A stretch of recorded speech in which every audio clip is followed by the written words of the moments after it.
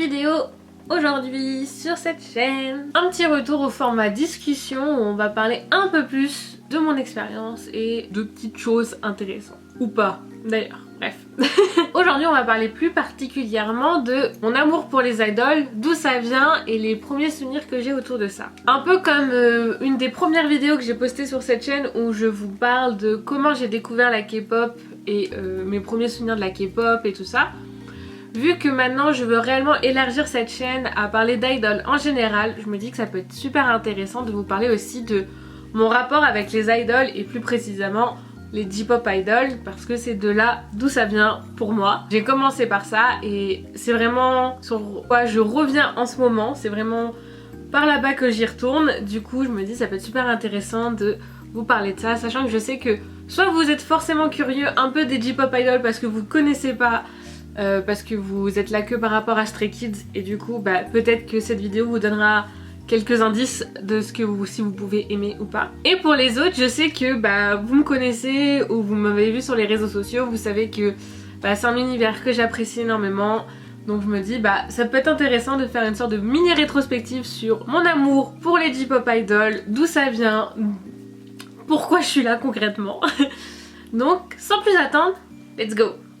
Du coup, quand j'ai préparé cette vidéo, j'ai essayé de me rappeler mes premiers souvenirs et je vous avoue que c'est archi flou. C'est en préparant ça que je me suis rendu compte qu'en termes de date, j'étais un chouïa très flou d'ailleurs. J'étais en mode genre je me souviens de ça, mais en même temps... Bref. Pour moi en fait j'ai toujours dit que j'ai découvert la J-music et les J-pop idols quand j'avais environ 8-9 ans parce que du coup encore une fois c'est par mes frères et sœurs qui étaient dans les animés mangas qui ont vécu toute cette première vague des mangas animés qui du coup me l'ont fait découvrir. Vraiment un de mes premiers souvenirs, gros souvenirs de musique de cette époque là, c'est Namida Supplies de AKB48 qui je crois venait de sortir et en fait qui va avec les premières sorties qui ont vraiment fonctionné, donc avec River et Liwake Maybe. Mais moi je me souviens vraiment de Namida Surprise parce que ce clip m'avait trop plu, l'énergie m'avait trop plu, en plus c'est facile à retenir parce que il y a quelques paroles en anglais avec des Happy Birthday donc forcément le rythme rentre forcément en tête. Donc j'ai vraiment un de mes premiers souvenirs, c'était ça a été un de mes premiers. Sachant qu'en fait en parallèle moi ce que j'aimais énormément dans les animés manga, bon en plus que j'étais très shoujo comme beaucoup, c'était les Magical Girls, c'était les côtés très roses, très paillettes comme j'aime bien dire, et forcément on me met un style de musique comme ça, même si je ne comprends pas, je saute dedans. Et en fait en même temps qu'on était à fond dans les animés, dans les mangas, et moi que j'étais à fond par exemple dans Magical Doremi à ce moment là, j'ai vraiment le souvenir très clair de ma sœur à fond dans les Berries Kobo. Donc le deuxième groupe il me semble du Hello Project après les Morning Musume. Dans mon souvenir ma sœur écoutait un peu Morning Musume, mais c'est vraiment avec les Berries Kobo que on a découvert réellement le genre de l'idol. Parce que je crois qu'elle avait un peu suivi du coup les auditions de Berries Kobo. Et du coup moi j'écoutais aussi par transfert en fait. Et j'ai adoré, j'aimais énormément, surtout les premières. C'est pareil encore une fois, c'est en regardant, en faisant mes petites recherches ici des noms pour préparer cette vidéo que je me suis rendu compte que les chansons que je me souviens le plus des Berries Kobo c'était leur début, c'était vraiment leur début. Donc moi ça a été vraiment mes deux préférés, ça a été très rapidement Koi no Jubaku.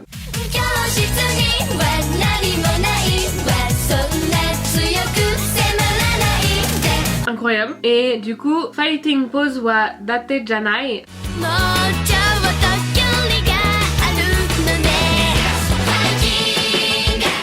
Aussi pareil de Berries Kobo, c'était vraiment les deux où genre waouh, mon esthétique vient à peu près de là, en plus de autre chose qui arrive juste après. Donc en fait je me souviens, moi j'écoutais beaucoup par YouTube ou par internet, où du coup je récupérais des musiques par-ci par-là et en fait j'écoutais ce que je pouvais concrètement.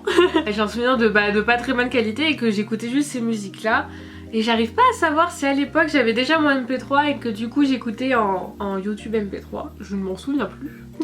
C'est vraiment les Berries Kobo qui ont été un peu les fondations de mon amour pour les idoles avec, attention, Kusumi Koharu. Pour ma génération je pense, on est toutes à se souvenir de Kusumi Koharu, que ça soit en japonais comme pour moi ou en français avec Killary.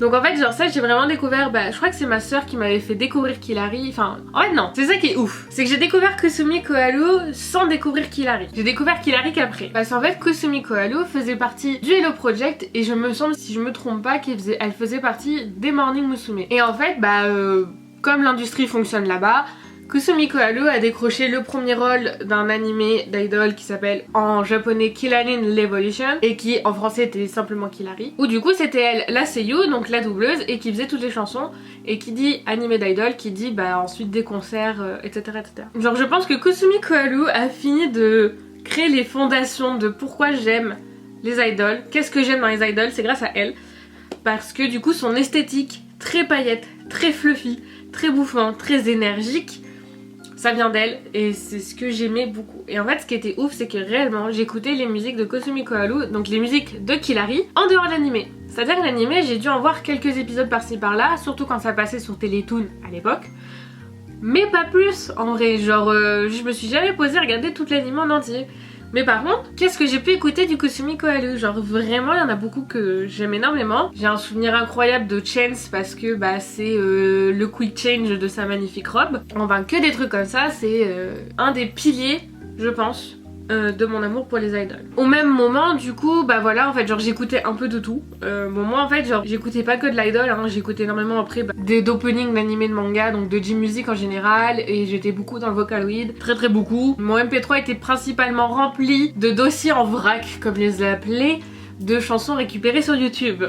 Jusqu'à que je découvre les albums, où là j'ai téléchargé album par album. Et du coup, petit plus, petit rappel aussi, c'est que genre j'adorais la sub-unit des W dans le Hello Project.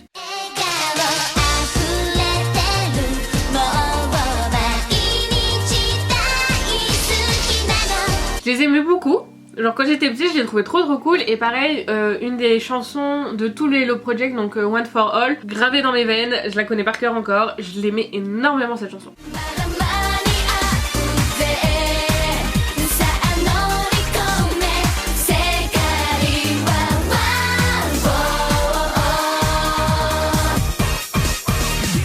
Donc voilà à peu près, je pense que ça vient vraiment de là. Alors tout ça, je vous raconte tout ça, j'ai entre 8, 9, 10, 11 ans, dans ces eaux-là. Vraiment, c'est dans ces années-là quand je suis petite, vraiment entre la primaire et le collège, dans ces eaux-là. Ouais, CE1, CE2, jusqu'à la 6ème, je nageais avec énormément d'openings d'animés et ce genre d'idol là. Et un des derniers souvenirs qui m'a réellement marqué et qui a fini, encore une fois, de créer les fondations de pourquoi j'adore ce genre, avant que je crée mes propres recherches et que je trouve qu'est-ce que j'aime, qu'est-ce que je veux trouver comme groupe et tout ça. Genre j'étais tombée dessus parce que c'était déjà une de mes chansons préférées. C'était du coup San San Go Go de Milky Way. Milky Way c'est une unit du coup qui fait partie de Killary, qui est avec Kusumi Koharu et 2 autres personnes. Excusez-moi pour les noms, hein, vu que j'étais petite j'en avais retenu aucun. Mais du coup de Milky Way qui dit du coup genre une de mes unités préférées, je l'aimais énormément, j'adorais toutes les chansons qu'elles ont faites. Donc avec Tan Tan Tan, Anataboshi, San San Go Go. Et un jour en cherchant sur YouTube San San Go Go pour la réécouter, parce que ça faisait longtemps que je l'avais pas écoutée ou quoi. Et genre en fait je suis tombée sur une des premières stages, une des premières performances qui m'a marqué. Je pense que c'est une des premières performances de concert que j'ai dû voir d'idol. Jusqu'à maintenant c'était surtout que des MV que je regardais. Ça a été du coup la perf de San San Go Go au Killarin Revolution Encore, donc le tout dernier concert de Killarin Revolution. Genre c'était fini, c'était le tout dernier. Et ils ont fait un rappel San San Go Go. Et cette stage quand j'étais petite m'avait tout retourné parce que c'était une des premières fois que je voyais du coup les idoles aussi émotionnelles, aussi bouleversées d'être sur stage, de finir une stage. Et en fait genre même sans comprendre le côté des graduations, de fin de concert, de fin d'unit, je comprenais pas tout ça à l'époque. Ça m'avait touchée, ça m'avait remonté, j'étais en mode genre waouh c'est magnifique. Vraiment j'étais en mode genre c'est magnifique, c'est incroyable ce qui se passe sur scène. C'est incroyable toute l'émotion que tu dois ressentir à ce moment-là. Et je pense que c'est là le point important qui s'est passé dans ma tête, c'est ce moment-là. C'est San San Go Go de Killarin Revolution des Milky Way.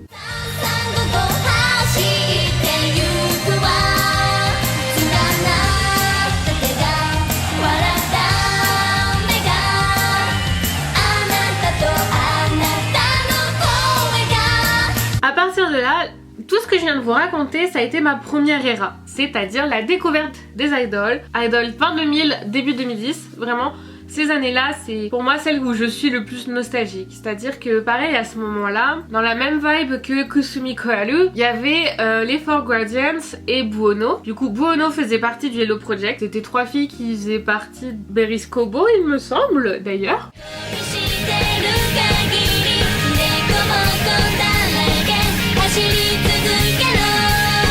Et Four Guardians qui... elle, je pense, c'était juste pour l'animé. Et du coup, bon, pour tous ceux qui connaissent, sont déjà au courant de... enfin, comprennent de quoi je parle. En fait, là, je vous parle de toutes les musiques qui sont sorties autour de l'animé Shugokara. Autour de Shugokara, qui pareil a été diffusé bien plus tard sur Télétoon. Il y a eu énormément de musique, donc il y a eu les openings et les endings qui étaient faits par Buono, qui étaient incroyables avec Kokoro no Tamago et toutes les autres. Genre c'est vraiment là, c'est vraiment mon début collège. C'était trop bien. Et pareil, en fait, genre merci là le fait d'avoir une sœur qui était et un frère qui était beaucoup sur internet et qui regardait pas mal de trucs du Japon. C'est comme ça que j'étais au courant qu'il y a eu énormément de musique autour de cet animé. Bah du coup avec les Four Guardians, qui étaient des musiques de promotion si je me trompe pas trop, et qui du coup étaient genre incroyables, genre je les aimais trop, elles étaient que dans l'ambiance de Shugokara et tout ça.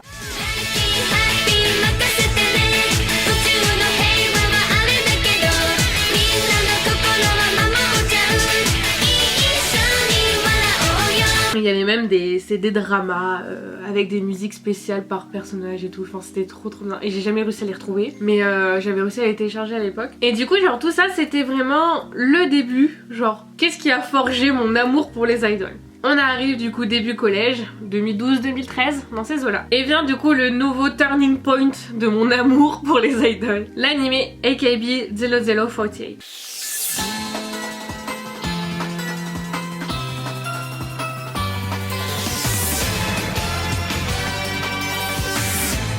Si vous regardez dans les premières vidéos de ma chaîne, que je n'ai pas supprimées, parce qu'elles sont importantes pour moi, ce sont 2 vidéos. Une qui est une vidéo fan-made d'AKB48 et une qui est une sorte de mini-générique que je voulais faire à l'époque pour une émission qui n'a jamais vu le jour. Une émission qui parle d'idol que j'avais appelée Idol Universe et que j'avais fait le petit générique qui est totalement pas strike d'ailleurs, où en fait voilà c'était une émission où je voulais parler de l'histoire des idoles en général. J'avais même fait des premières recherches pour une première émission mais j'avais pas eu le courage, j'avais pas eu le temps, bref blablabla. Donc ouais, ça fait un moment que je veux vous parler d'idoles hein, donc j'arrive, j'ai continué à vous en parler. Mais voilà, et en fait genre pour en revenir du coup à l'animé qui a fait le turning point, c'est que ça soit du coup la fan-made vidéo que j'ai fait ou cet opening pour une émission peut-être un jour, sont fortement inspirés d'AKB 0048. 00 m'a amené énormément a fini de me dire c'est ce que tu veux faire, c'est ce que tu aimes, c'est là où tu veux t'épanouir, c'est dans cet univers. Parce que cet animé, alors déjà je vous le conseille, c'est un bon animé d'idol, c'est un bon animé de tout court, c'est un animé un peu futuriste mecha avec des idoles. Je vous avoue que comme ça fait un peu waifu mais en vrai incroyable, qui met en lumière un peu la source d'AKB, c'est-à-dire avec les différentes générations, les successions entre guillemets. Dedans vous pouvez retrouver des chansons iconiques aussi de AKB48. Et en fait cet animé m'a fait revenir sur AKB48 et de me dire waouh, faut que j'en écoute plus, faut que je m'intéresse plus à ce groupe. Et cet animé m'a fait du coup découvrir réellement qui était Hachan, donc Atsuko Maeda, qui fait partie vraiment de ces personnes que j'admire et que j'admirais jusqu'au bout de ma vie parce qu'elles ont été incroyables, qu'elles ont été des artistes et des idoles incroyables. Et en fait cet animé nous a tellement plu à moi et mes copines. Alors là où je vous fais plein d'échos à plein de petites vidéos storytime que j'ai déjà fait, c'est que du coup on était tellement à fond, on aimait tellement ça qu'on a créé notre propre club au collège et on a fait notre propre spectacle. Donc vous pouvez retrouver toute cette anecdote dans la vidéo mes différents passages sur scène, qui est une des premières vidéos de ma chaîne, qui est pas très mal, enfin qui est pas dégueu, qui est plutôt cool.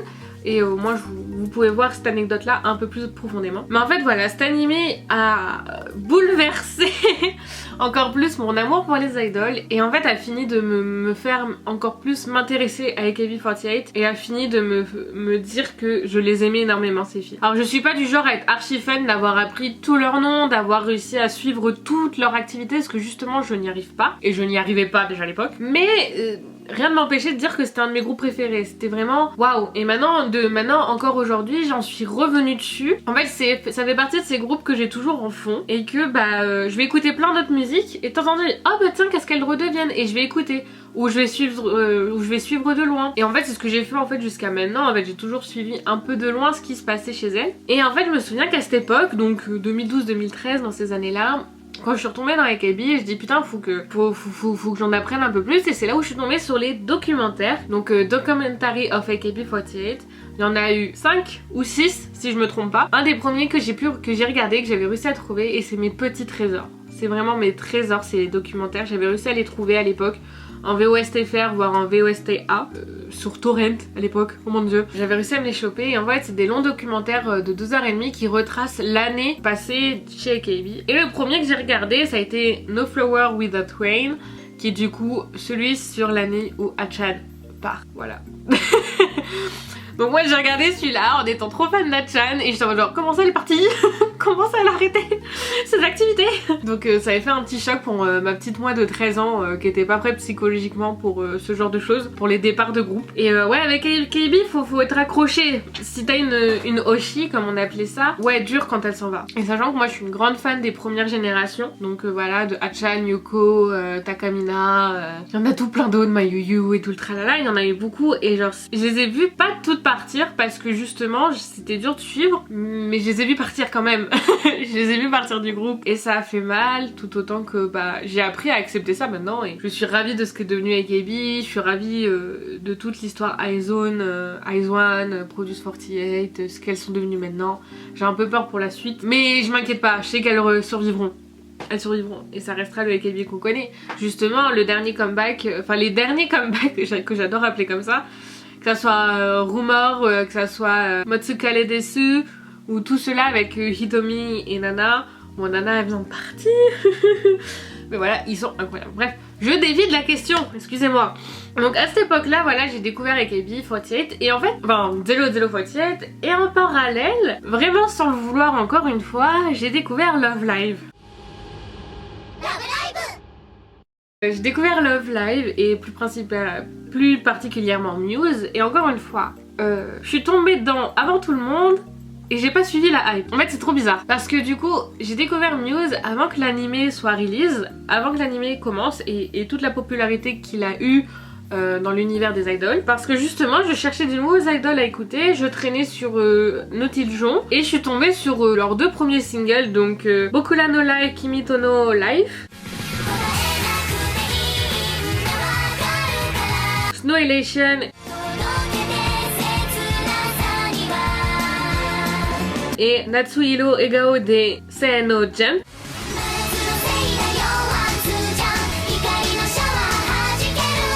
Qui du coup genre ont été les premiers que j'ai écoutés et que j'écoutais juste comme ça. Je ne savais pas d'où ça venait, je savais que c'était des idoles virtuelles entre guillemets parce que j'avais on avait que les visuels d'animé. Les seiyuu moi je les avais pas du tout vus et du coup j'avais découvert ça et j'adorais. J'aimais énormément Muse à l'époque et même encore maintenant hein, je retombe dedans par ça et ça fait partie des animés qui me bouleversent toujours autant, ce qui fait que je n'avais toujours pas fini de tout regarder parce qu'ils me retournent à chaque fois. Et en fait voilà, en parallèle d'AKB 0048 j'ai découvert Love Live et encore une fois j'étais amoureuse.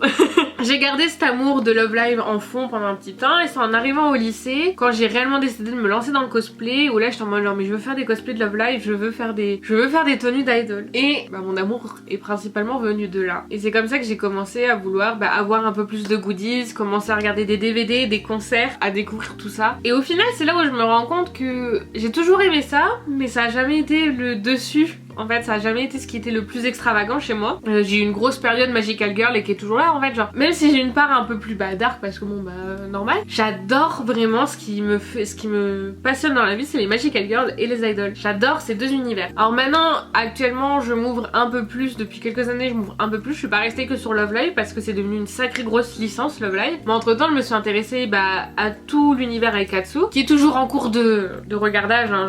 J'arrive, je cours, je vole. Un jour j'arriverai à tout regarder. De son apparence très enfantin Aikatsu, il y a énormément de bonnes leçons à récupérer d'Aikatsu et j'adore cet animé parce que je devrais plus le regarder, il faut vraiment que je continue un peu plus et chaque génération est incroyable. Mais comme Love Live en fait. Et par exemple pour Love Live original je l'ai regardé en entier.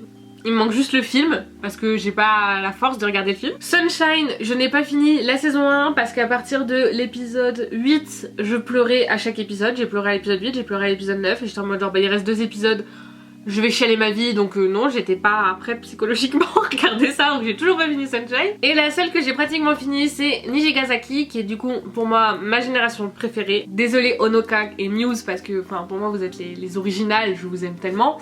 Mais Nijigasaki a révolutionné beaucoup de choses et avec le personnage de Yu, je vais vous faire une vidéo spéciale Love Live, vous inquiétez pas. Mais avec le personnage de Yu, qui du coup est un peu la produceur de Nijigasaki, moi j'étais obligée de tomber amoureuse parce que pour une fois qu'on en voit plus que bah, les idoles même qu'on voit du backstage, je suis amoureuse de cet animé, c'est une dingue. J'ai très hâte de vous faire cette vidéo sur Love Live. Et bon bah maintenant on relie le tout à le fait que je suis tombée dans les K-pop idols parce que bah c'était logique comme vous pouvez le voir. Ça fait 20 minutes que je dois parler un peu plus je pense, où je parle de mon amour pour les idols. Comme vous pouvez voir c'est relativement fouillis, c'est relativement un peu chaotique parce que en fait en même temps que je découvrais plein d'autres trucs, les Vocaloid, la G-Music, ensuite bah, j'ai commencé à écouter beaucoup plus de trucs au lycée et tout ça.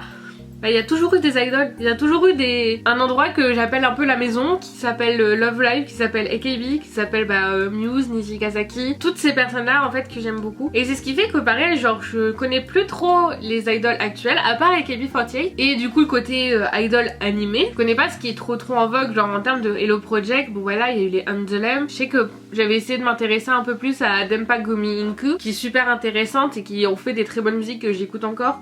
Mais voilà genre en fait il y a aucun groupe pour l'instant qui a réussi à m'attraper aussi longtemps que AKB. Donc un peu plus compliqué pour moi pour vraiment trouver des nouvelles idoles à écouter. Mais en fait genre maintenant je sais que je me ferme plus à l'idée d'écouter de nouvelles idoles et je suis très contente en fait de tout ce que je peux découvrir et je veux toujours en découvrir plus en fait. Du coup voilà, alors oui du coup voilà, la vidéo est relativement chaotique mais je pense que ça représente bien en fait mon rapport avec les idoles qui est relativement très chaotique.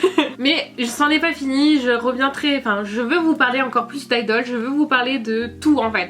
Autant de la K-pop idol que de mes idoles d'amour, que la J-pop idol en fait, que les animés d'idoles. Je veux vous parler un peu plus de tout ça comme je vous ai dit dans mon petit log. Donc je vais vite revenir, c'est même pas que je vais vite revenir, c'est que je reviens pour vous parler de tout ça, pour vous parler de mon amour pour ces univers, pour faire découvrir aux nouvelles générations qui elles connaissent beaucoup plus la K-pop que la J-pop idol, qui peuvent potentiellement vous plaire parce que comme dans la K-pop il y a différents courants, différents styles de musique, bah dans la J-music et dans les J-pop idol il y a aussi différents styles, différents courants, différents trucs que je pense que chacun peut trouver un peu ces choses. Et voilà, je sais que je suis pas la seule à aimer les idoles en général, autant K-pop, autant que J-pop. Et je sais qu'il y a aussi toute une scène en Chine, il y a tout plein de scènes idoles en Asie et je suis très curieuse de découvrir tout ça. Donc voilà pour cette petite vidéo, un peu chaotique, je vous l'avoue, j'ai essayé de la préparer mais c'est un peu compliqué. Mais j'espère qu'elle vous aura plu. Rejoignez-moi sur Instagram du coup @MikiSugar, c'est là où je vais vous parler un peu plus de l'avancement des vidéos et je vous prévoit un été incroyable suivi de jolis mois qui arrive. Donc j'ai très hâte de vous partager tout ça. N'hésitez pas à me rejoindre sur Instagram. N'hésitez pas à me dire si cette vidéo vous a plu. Si vous aussi vous avez hâte que je vous parle un peu plus d'idoles en général, que je vous parle d'AKB, de Hatchan, de Love Live, de pas mal de trucs comme ça. Si vous avez des idées de sujets à aborder, alors j'en ai quelques-uns en tête, mais n'hésitez pas à les partager en commentaire. Ça sera avec plaisir de peut-être élaborer certaines questions avec vous. Et je pense que c'est tout. Donc prenez soin de vous. Faites attention à la chaleur qui est en train d'arriver. Protégez-vous bien. Profitez à fond de toute cette musique qui est incroyable qui nous est partagée. Et je vous dis à très bientôt dans une prochaine vidéo. Bye bye.